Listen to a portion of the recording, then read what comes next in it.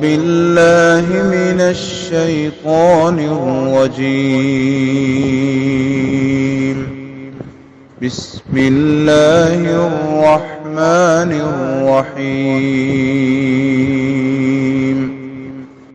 السلام علیکم ورحمۃ اللہ وبرکاتہ۔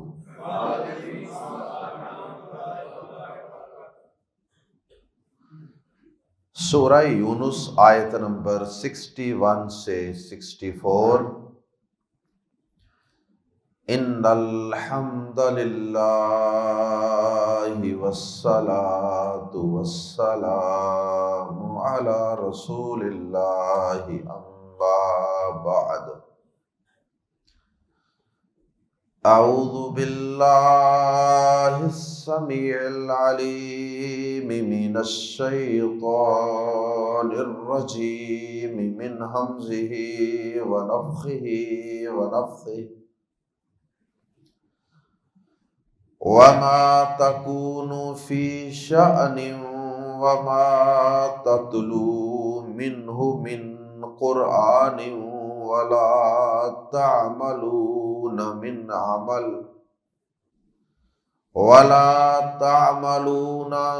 عمل إلا كنا عليكم شهودا إذ تفيضون فيه وما يعزب عن ربك من مثقال ذرة في الأرض ولا في السماء ولا أصغر من ذلك ولا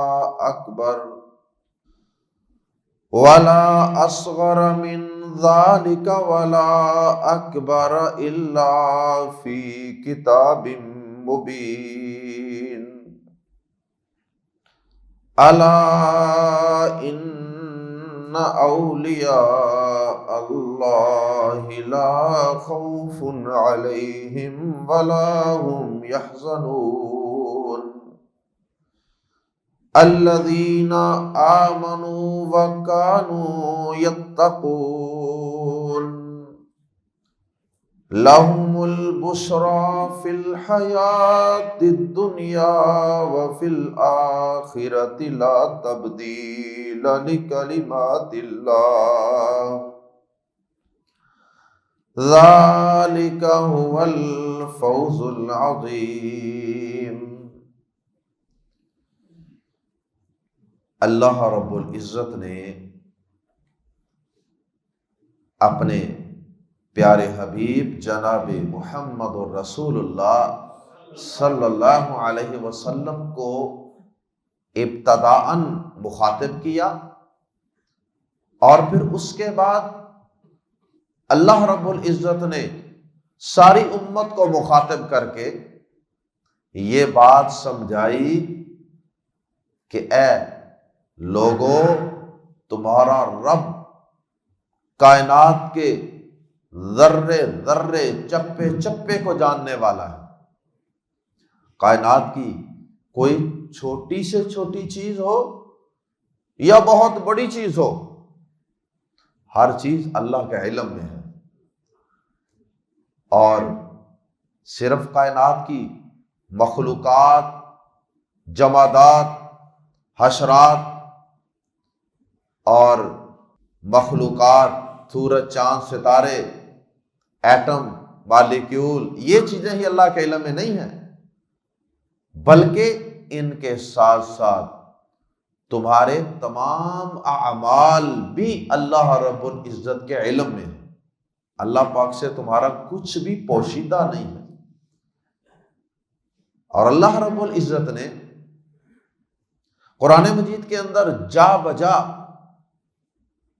اپنے علم کی وسعتوں کے تذکرے فرمائے۔ مثال کے طور پہ سورۃ الانعام میں اللہ تعالیٰ فرماتے ہیں وَعِندَهُ مَفَاتِحُ الْغَيْبِ لَا يَعْلَمُهَا إِلَّا هُوَ۔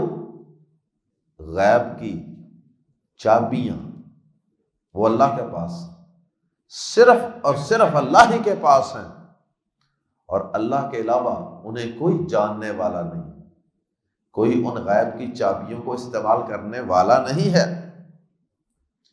وَيَعْلَمُ مَا فِي الْبَرِّ وَالْبَحْرِ، اور وہ صرف خشکیوں کے اندر ہی رونما ہونے والے واقعات کو نہیں جانتا، وہ سمندروں کی گہرائیوں اور تہوں کے اندر جو کچھ ہو رہا ہے، جو کوئی مخلوق بس رہی ہے، اللہ پاک کے علم میں موجود ہے، وہ بھی اللہ کے علم میں ہے۔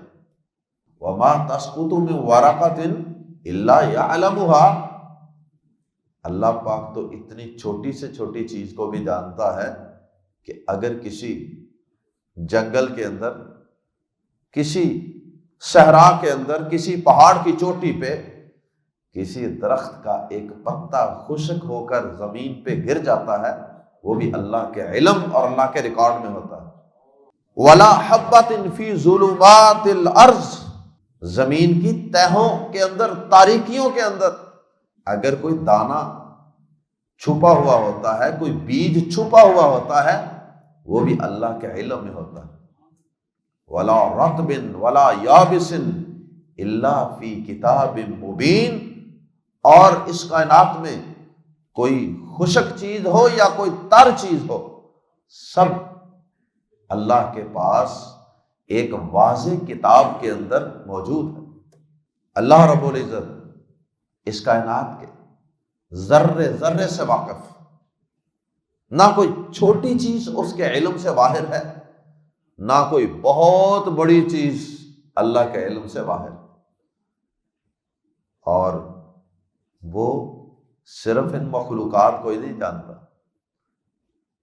وہ اگر سمندروں کی تہوں میں بسنے والی مخلوقات کو جانتا ہے،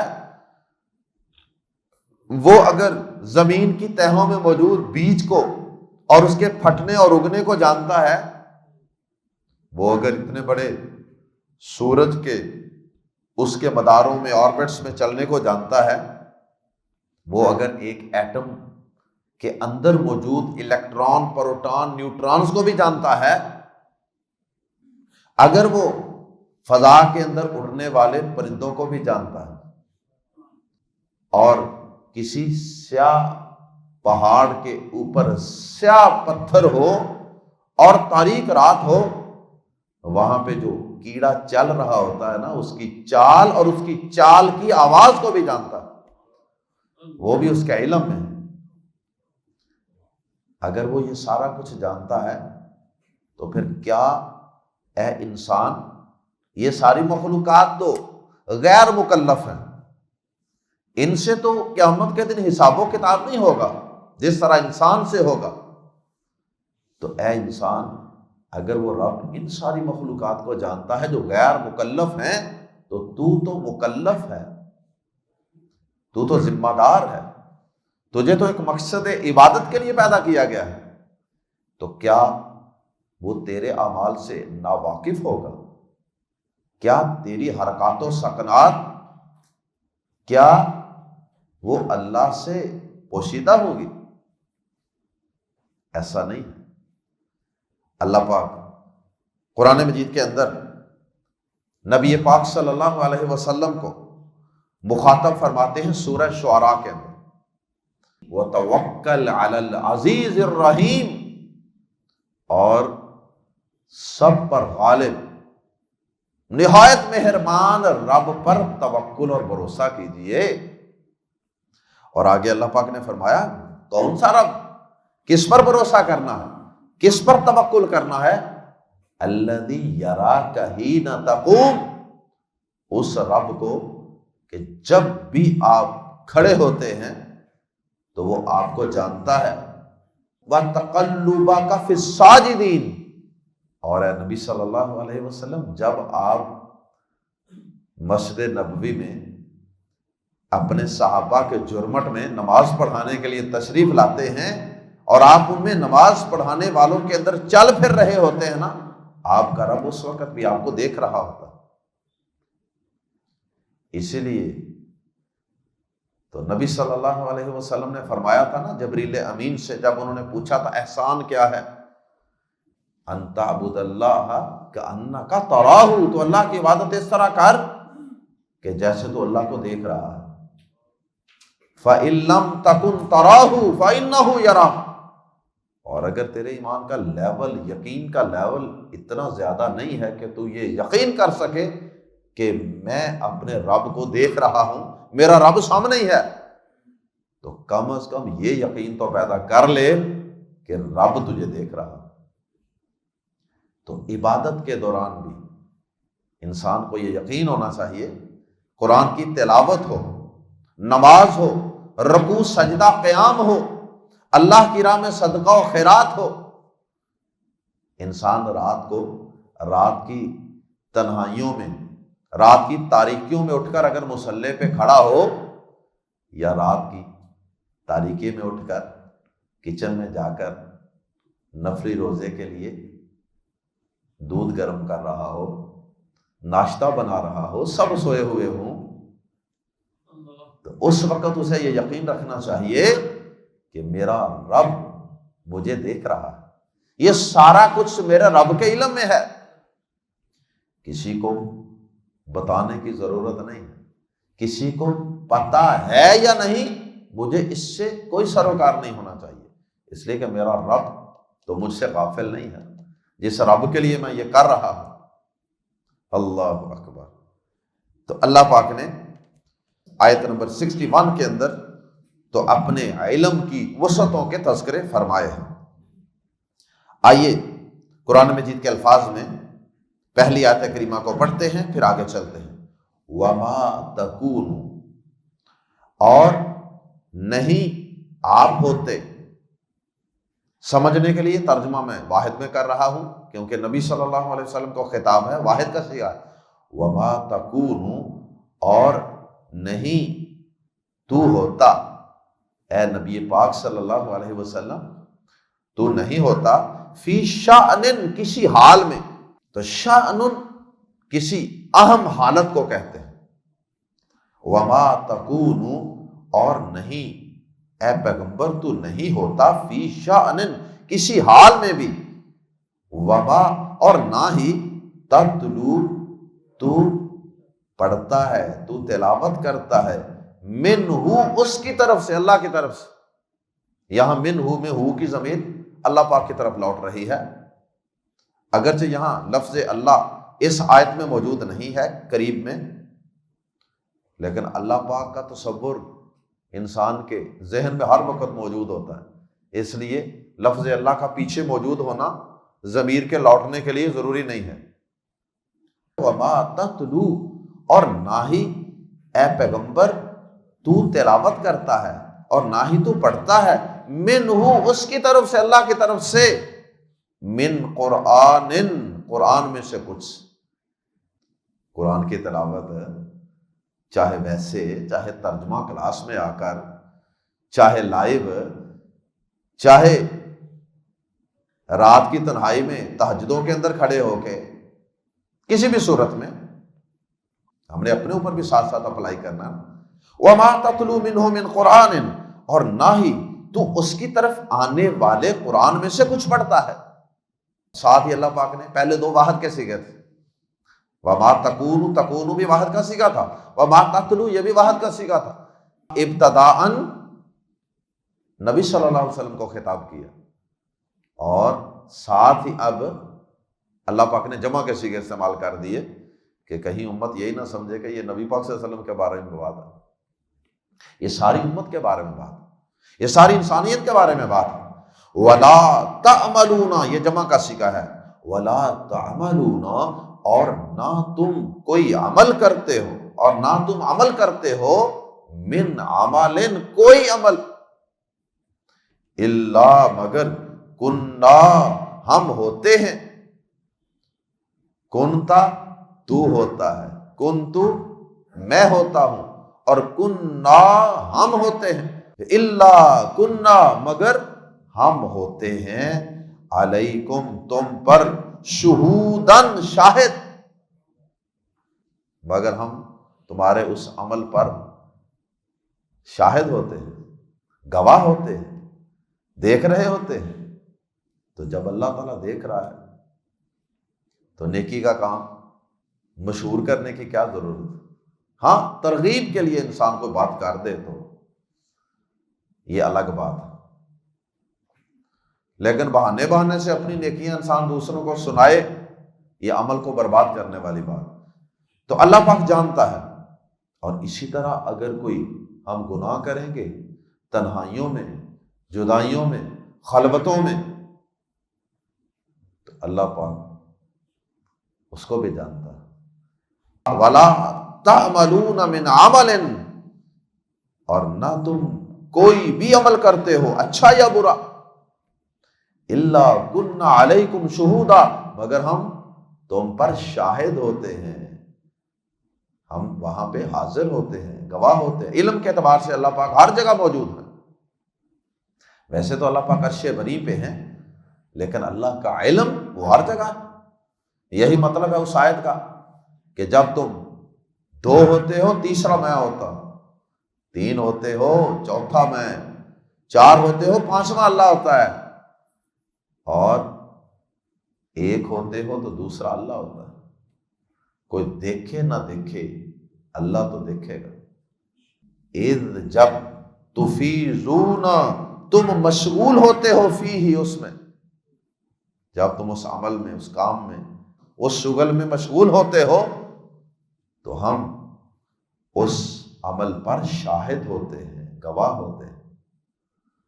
پیچھے سے پوری آیت کو ملا کے ترجمہ یہ بنے گا، اور تو نہ کسی حال میں ہوتا ہے اور نہ اس کی طرف سے آنے والے قرآن میں سے کچھ پڑھتا ہے، اور نہ تم کوئی عمل کرتے ہو مگر ہم تم پر شاہد ہوتے ہیں جب تم اس میں مشغول ہوتے ہو۔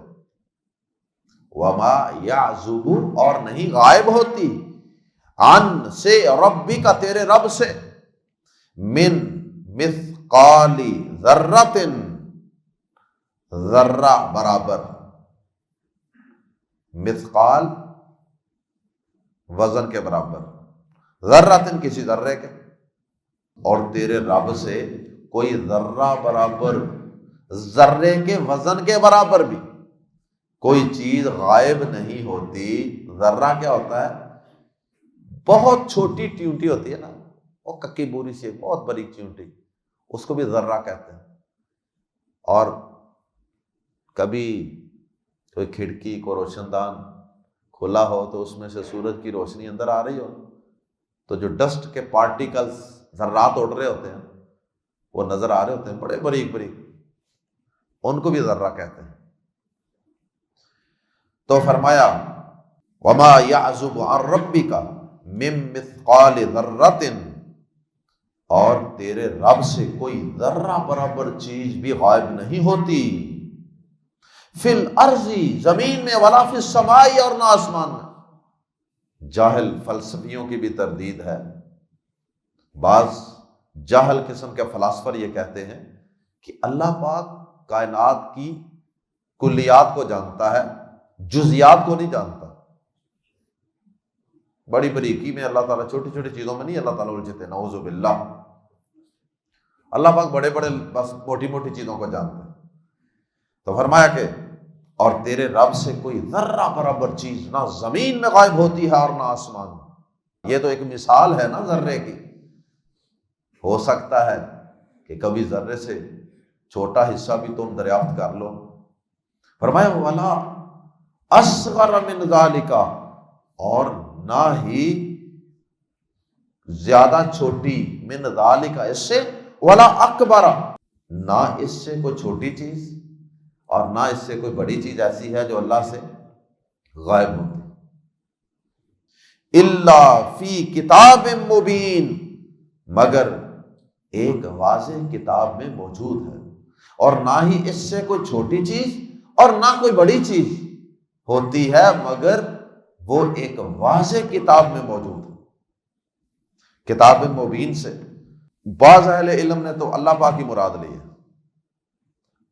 اور عام طور پہ اس سے مراد لوح محفوظ لی جاتی ہے، یعنی اللہ کے علم میں بھی ہے، اور لوح محفوظ جو ریکارڈ روم ہے وہاں پر بھی اللہ کے علم میں موجود ہے۔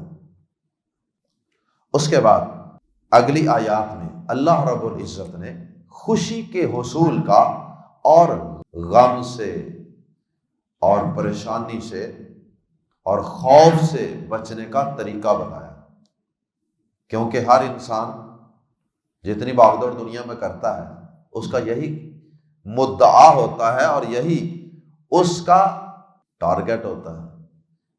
کیا؟ جو بھی کوئی انسان دنیا کے اندر بھاگ دوڑ محنت کر رہا ہے کا مقصد کیا ہوتا ہے؟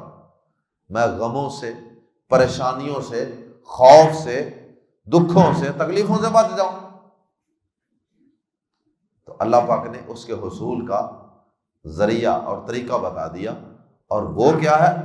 فرمایا اس کا طریقہ یہ نہیں ہے کہ تم بہت زیادہ دولت جمع کر لو، بڑی گاڑیاں ہوں، بڑے نوکر چاکر ہوں، بڑی ڈگریاں ہوں، بڑا سٹیٹس ہو، پھر تمہیں کوئی خوف نہیں آئے گا، پھر تمہیں کوئی اپنے ماضی پہ غم نہیں ہوگا۔ ایسا نہیں ہے۔ بڑے سے بڑے دنیا کے اندر فرعون، نمرود، حامان جیسے بھی، قارون جیسے بھی لوگ گزرے ہیں، وہ سب بھی خوف اور غم سے اپنے آپ کو بچا نہیں سکے۔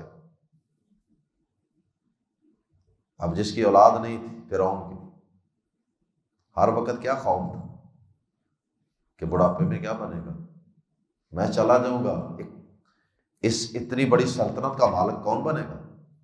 کوئی موسیٰ میری سلطنت کو تہس نہس کرنے کے لیے پیدا ہونے والا ہے، پتہ نہیں کب پیدا ہو جائے۔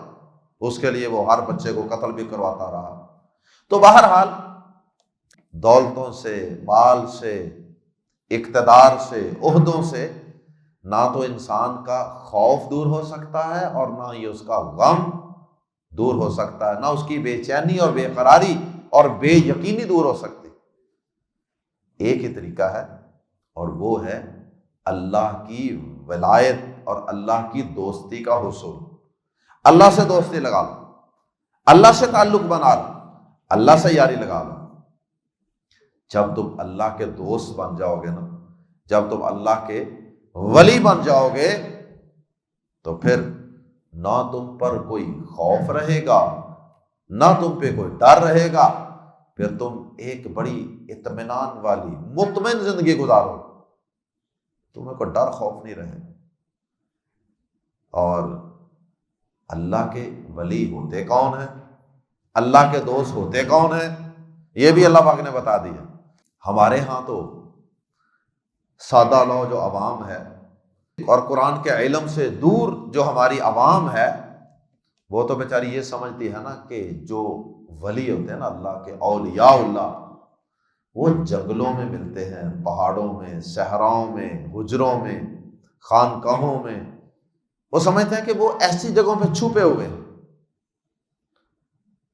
یا ان کو کوئی سرخاب کے پر لگے ہوئے ہوتے ہیں، کوئی خاص قسم کی کوئی انوکھی مخلوق ہوتی ہے۔ اگر کوئی عام انسان ہو نا، صاف ستھرا کپڑے نہا دھو کے پہنے ہوں، خوشبو لگائی ہو، وہ کسی دکان پہ بیٹھ کے کاروبار کر رہا ہو، کوئی محنت مزدوری کر رہا ہو، کسی جگہ پہ دہاڑی پہ کام کر رہا ہو، وہ کوئی حلال طریقے سے روزی کمانے کے لیے ریڑھی چلا رہا ہو، تو اس کے متعلق تو ہم یقین کر ہی نہیں سکتے کہ یہ اللہ کا ولی ہو سکتا۔ اللہ کا ولی ہونے کے لیے کیا ہونا چاہیے؟ اللہ کا ولی ہونے کے لیے سب سے پہلے ایمان اور عقیدہ درست ہونا چاہیے۔ اللہ پاک نے آیات زیر تفسیر میں یہ بات بتائی ہے کہ ان کا ایمان درست ہوتا ہے، ان کا عقیدہ درست ہوتا ہے، وہ شرک نہیں کرتے۔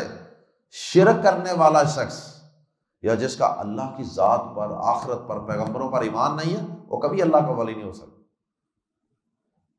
اور اسی طرح وہ حلال کھانے والا ہو، وہ اللہ سے ڈرنے والا ہو، اس کے اندر اللہ کا تقوی ہو، اللہ کے سامنے پیش ہونے کا یقین ہو، وہ نماز قائم کرنے والا ہو، طہارت و پاکیزگی کا اہتمام کرنے والا ہو، شیطانوں کی طرح گندگی کے اندر ہر وقت لتھڑا ہوا نہ رہتا ہو، وہ ہے اللہ کا ولی۔ اور یہ اللہ کا ولی کسی مخصوص شیپ کا نہیں ہوتا کہ اس نے اپنے گلے کے اندر کو بڑے بڑے منکے پہنے ہوں، بڑے بڑے بال رکھے ہوں، اور عام لوگوں سے بالکل ڈیفرنٹ ہو تو ہم اس کو ولی مانتے۔ نہیں، اللہ کا ولی لوگوں میں گول مل کے رہتا ہے، وہ بھی اسی معاشرے کا ایک فرد ہوتا ہے، اور وہ کسی بھی شعبہ زندگی سے ہو سکتا ہے، وہ ایک مزدور بھی ہو سکتا ہے، وہ ایک دہاڑی دار بھی ہو سکتا ہے، وہ ایک کریانے کی دکان پہ بیٹھنے والا انسان بھی ہو سکتا ہے، وہ ایک معلم اور استاد بھی ہو سکتا ہے، وہ کوئی مولوی اور عالم دین بھی ہو سکتا ہے، وہ ایک تاجر اور صنعت کار بھی ہو سکتا ہے، وہ کوئی وزیر اور وہ ایوان اقتدار میں بیٹھا ہوا کوئی انسان بھی ہو سکتا ہے، کسی بھی شعبے میں وہ اللہ کا ولی موجود ہو سکتا ہے، لیکن وہ واحد ہو، نماز پڑھنے والا، طہارت و پاکیزگی والا ہو، حرام سے بچنے والا ہو، حلال کھانے والا ہو، تو وہ اللہ کا ولی ہو سکتا ہے۔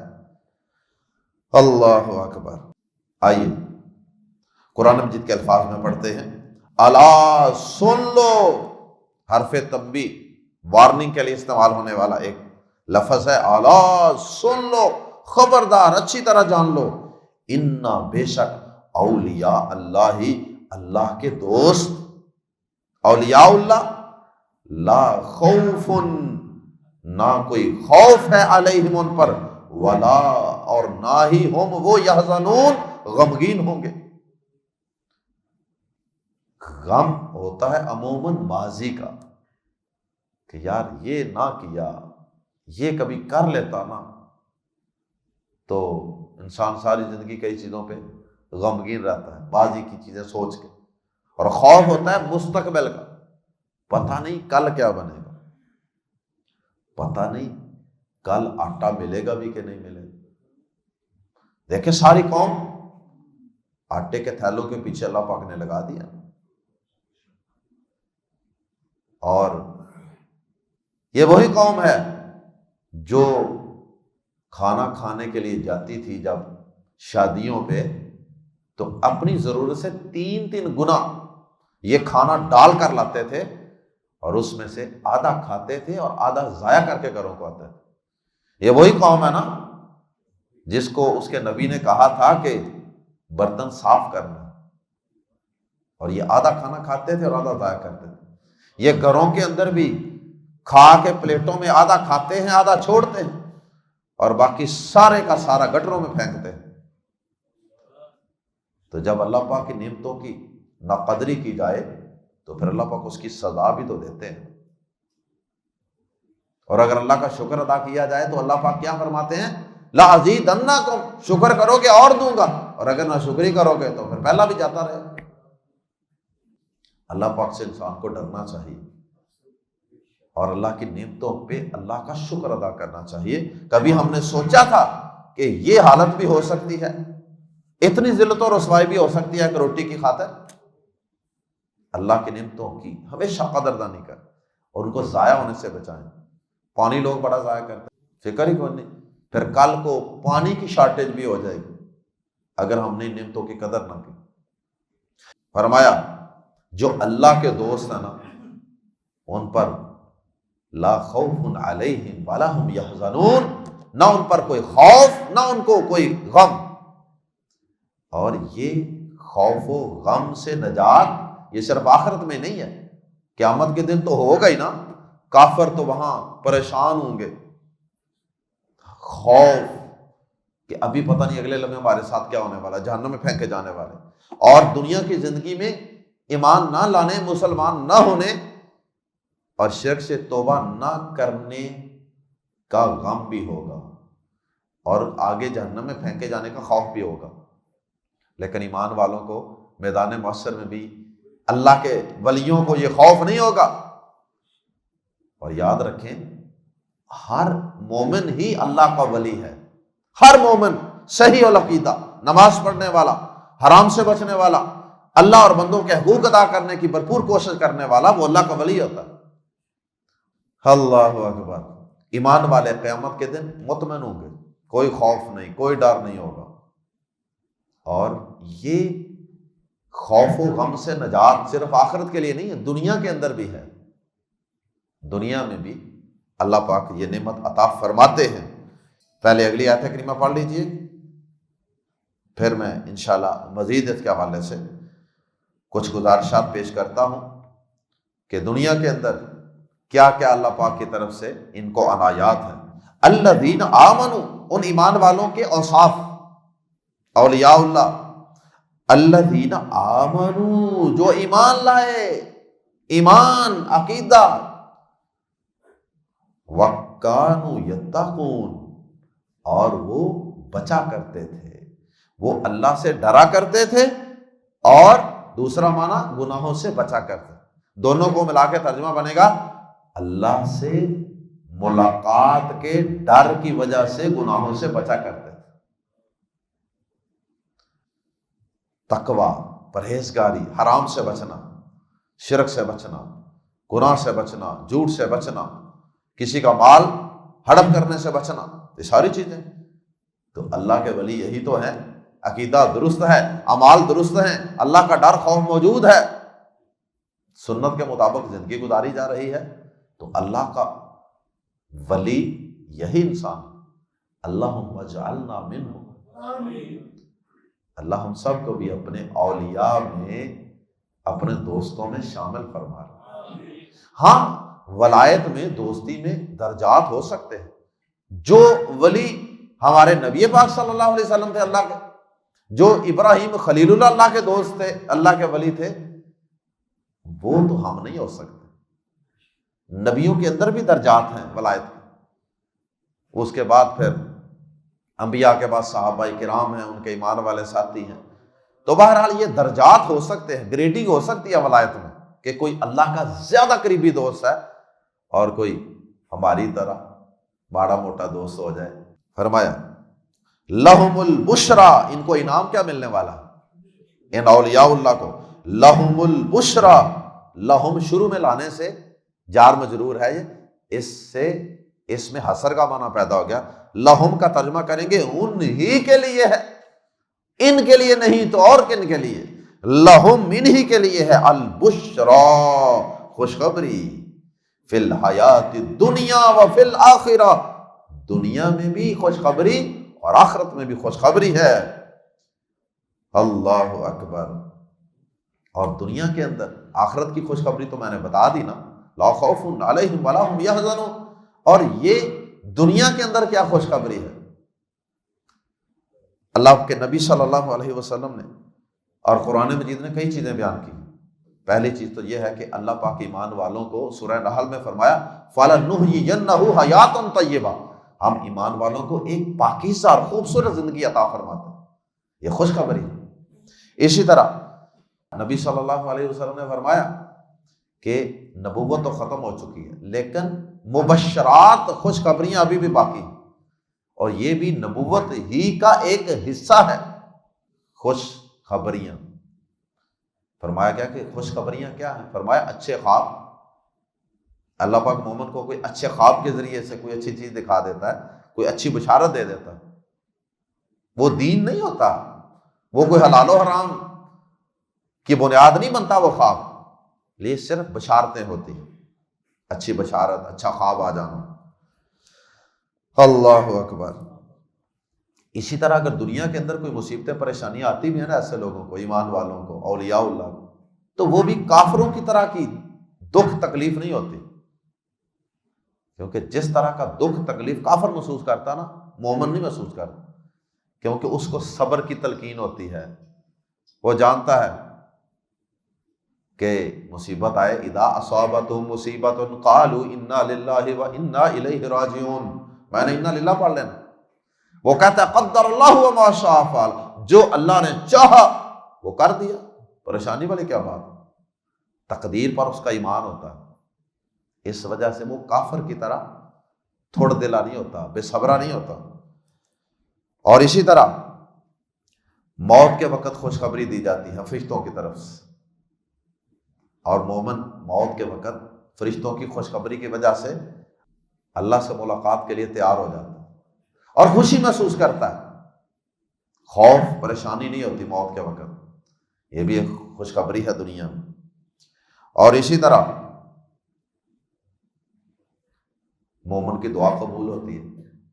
نبی صلی اللہ علیہ وسلم نے فرمایا ایسے ہی اولیاء اللہ کا تذکرہ کرتے ہوئے آپ نے فرمایا کہ اگر وہ اللہ پاک کو کوئی قسم دلا دے نا کسی چیز کی، اللہ کو قسم ڈال دے، اللہ کا ولی، اللہ کا بندہ مومن، کہ یا اللہ تجھے تیری ذات کی قسم ہے میرا یہ کام کر دے، نبی صلی اللہ علیہ وسلم نے فرمایا اللہ پاک اس کی قسم کو پورا کر کے چھوڑ دے، کہ اس بندے نے میرے اوپر قسم ڈالی ہے تو میں اس کی قسم کی لاج رکھتا ہوں، اور اللہ اس کی قسم کی لاج رکھ کے اس کو پورا کر دے، دعا قبول۔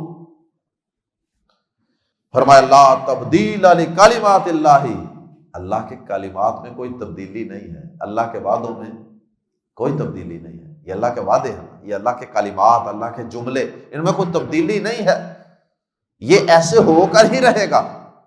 ذالک هو الفوز العظیم، اگر کوئی صحیح مومن بن کے، متقی پرہیزگار بن کے ان ساری بشارتوں کو پا لے اللہ کا دوست اور ولی بن کر، تو فرمایا کہ ذالک، یہی، ذالک یہ، اور آگے ہوا گیا اس لیے یہ ہی، ہوا کی وجہ سے حسر کا معنی، تو یہ ہی یا یہی کہہ لیں، ذالک هو، یہ ہی، الفوز العظیم، بہت بڑی کامیابی ہے۔ اللہ ہم سب کو اپنے ولیوں میں، اپنے اولیاء میں شامل فرما لے، اور اللہ پاک ہمیں دنیا اور آخرت میں یہ خوشخبریاں عطا فرما دے، اور اللہ ہمیں کامیاب و کامران ہونے والے لوگوں میں شامل فرما لے۔ سبحانک اللہم و بحمدک، اشہد ان لا الہ الا انت، استغفرک و اتوب الیک۔